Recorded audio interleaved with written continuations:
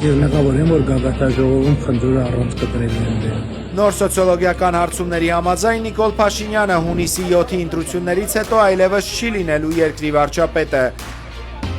Մշտապես լինելու եմ Հայաստանի կողքին,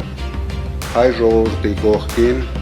եւ հայ առաքելոց եկեղեցու կողքին։ Էմպիրիկա ընկերության հետազոտությունները փաստում են Սամվել Կարապետյանի վարկանիշի շեշտակի աճը ինչպես Երևանում, այնպես էլ մարզերում եւ երիտասարդության շրջանում։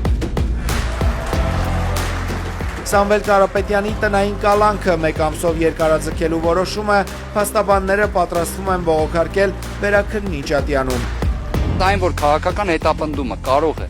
վերաճել եւ տրանսֆորմացվել այլևս այն աստիճանի, որ ընտրական գործընթացին ուղիղ միջամտություն հանդիսանա, սա իսկապես կարծես նորություն է։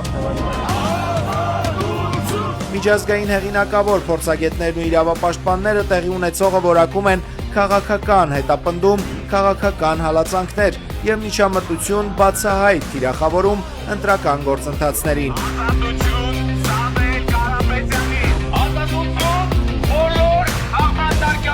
Ուժեղ Հայաստանը հայտարարում է տեղական եւ միջազգային քայլեր ներառող համակարգված արշավի մեկնարկի մասին։ Առանց այս քայլերի Հայաստանի միջազգային հեղինակությունը կփլուզվի, քանի որ այն գնում է դեպի ավտոկրատիա, շեշտում է Ուժեղ Հայաստանը։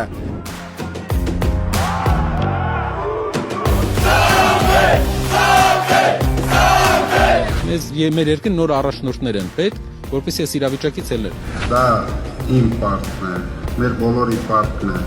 մշտական աջակցություն ցույց տալ։ Սամվել Կարապետյանի ծրագրերը խոստանում են արմատական բեկում Հայաստանի քաղաքացիների կյանքում։ 20,000 մատչելի բնակարանների կառուցում երիտասարդ ընտանիքների եւ արցախցիների համար Էժան գներով տալիս է իր քաղաքացիներին։ Մթերման կայանների հիմնում յուրաքանչյուր շրջանում եւ նպատակային աջակցություն ֆերմերներին։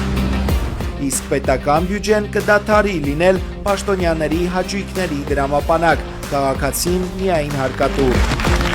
Հայաստանը կդառնա ուժեղացող հայերի հայրենիք։ Ուժեղ Հայաստան,